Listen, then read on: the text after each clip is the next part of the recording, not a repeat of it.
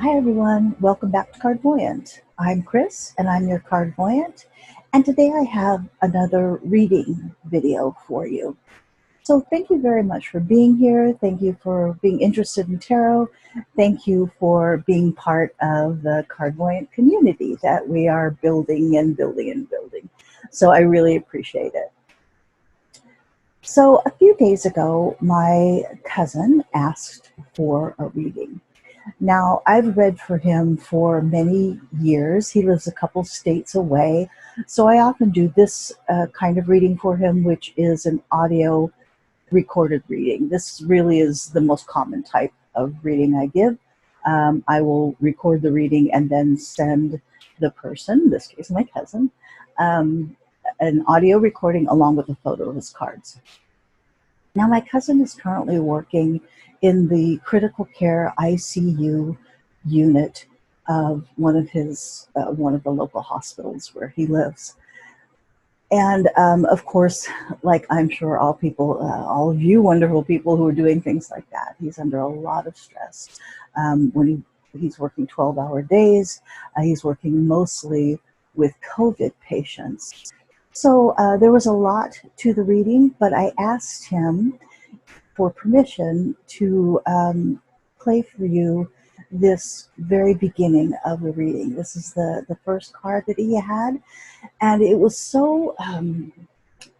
really emotional, and the images that I was getting in my head were so clear and so poignant. It was very, I was almost like brought to tears a couple of times, but I felt like it had an important message, not only for him, obviously, but something that maybe all of us that would help us to hear. So I want to play it for you. It's just the audio, although I do have with it the photo of the cards, and you can sort of see the details of the cards. As it usually happens, once I start talking about the card, then the images start to come and the messages start to come that are sort of based on that card. So I hope you enjoy it. It's just a few minutes. You'll see that I sort of stumble at a couple points. I mean, when I pause, and I've cut out some of the longer pauses, but when I pause, it's because either I'm receiving information, I'm not quite sure of the word, I'm sort of looking at the visuals that I receive. With him, I wasn't sure, because he's worked in a couple of different places the past couple of years, if it was an actual hospital that he was in, or some other kind of facility, but he did afterwards tell me that it is actually a hospital. So I hope this video is meaningful to you, as I believe it was to him. I think it contains some rather important messages that we can all use at this time. So first you get this Three of Pentacles. Now, you know that Pentacles are all about money, but they're also about like property. They're about anything really tangible, that we can touch and feel and hold on to in the physical world. Sometimes they're about, kind of like consumerism in general, but it really is about the things that we build in the world and the things that we have in the world, the material things. And in this three, you have these three people that are standing here building, in the process of somehow building this church, is what it really is. There's an architect with his plans, the builder, the actual builder, and then the monk or the priest, and they're all involved in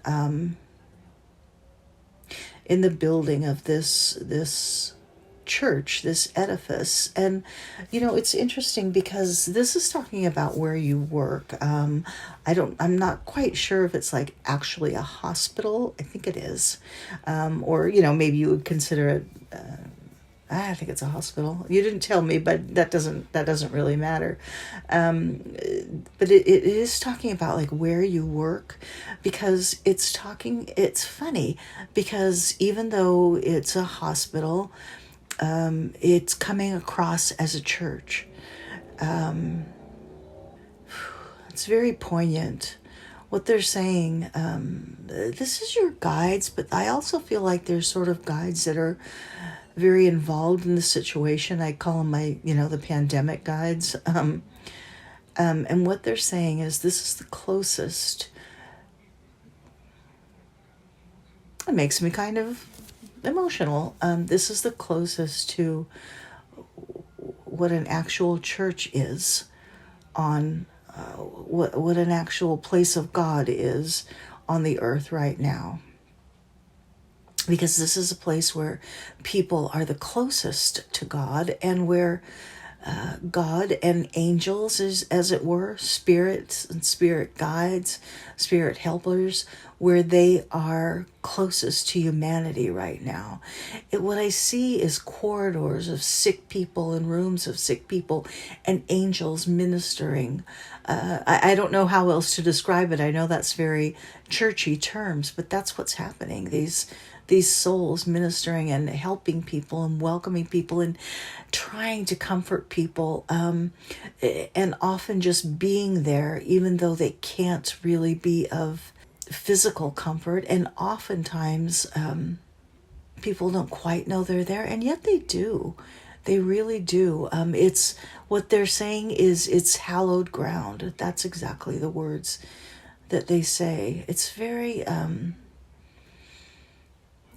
poignant, and touching. And as I said, what they say, it's really the closest thing to sanctified, hallowed ground, what a church should be, on the earth today. Especially today, they say. So that's just kind of for you to know that it's not in vain, anything that you've been doing, anything that you've been, because I'm sorry, I just saw, what they're saying is all the people in the hospital, it's like what I see is like a melding together of the non-physical sort of angel presences and the people who work there. What they say is they're one and the same. You're both doing God's work, is what they say. And I know, I hope that doesn't come across as overly kind of schmaltzy. That's very, very clearly what they're saying. And it's very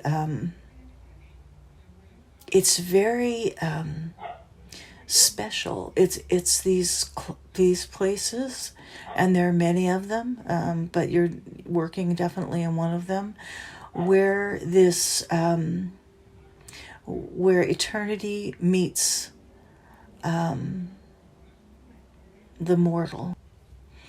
But so this is what has been and continues to be. It's an ongoing thing, built by you, and your coworkers, but it's such a legion of people, because it's the people who are in the cafeteria, it's the people who do the janitorial services, it's the people who